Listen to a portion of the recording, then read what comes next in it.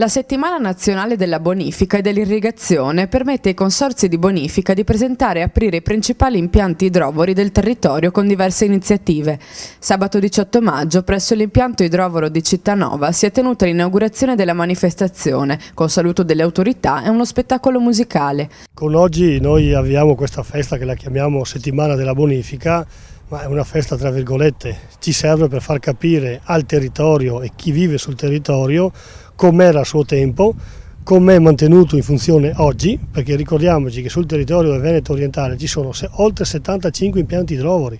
che danno un pompaggio di oltre 450 metri cubi al secondo e senza quell'idrovore buona parte del territorio sarebbe comunque una palude, ritornerebbe una palude come era agli inizi del Novecento.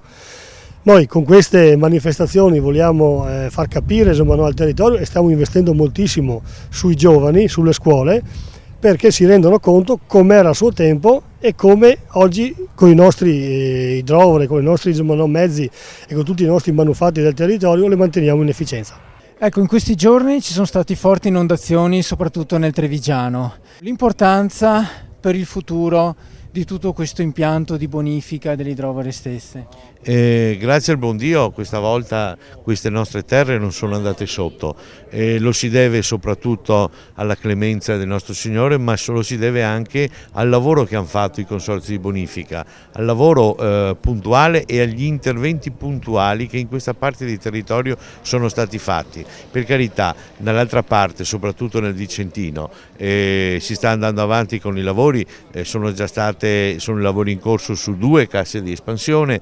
prossimamente ne partiranno ancora e si sta andando avanti. Comunque da questa parte di territorio, grazie al lavoro del consorzio, si è andati bene. L'idrovora nei suoi 110 anni di vita fa parte dell'area di Cittanova, a pochi chilometri da San Donà di Piave, che fu bonificata all'inizio del 1900 dal Consorzio di Bonifica del Basso Piave. Va posta attenzione e va appunto salvaguardata questa grande struttura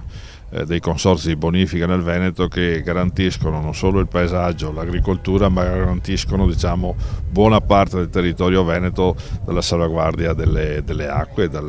e quindi credo che gli interventi che i consorzi fanno sono importantissimi perché appunto garantiscono la delicatezza del nostro territorio. Un impianto all'avanguardia con un gruppo elettrogeno per l'alimentazione di emergenza di una delle pompe, sgrigliatori automatici a postazione fissa e l'automazione dei 2 gruppi elettrificati. Il vecchio motore diesel per movimentare le turbine, tra i primi a essere installato in Veneto, fu utilizzato fino al 2003 ed è ancora visibile all'interno dell'edificio.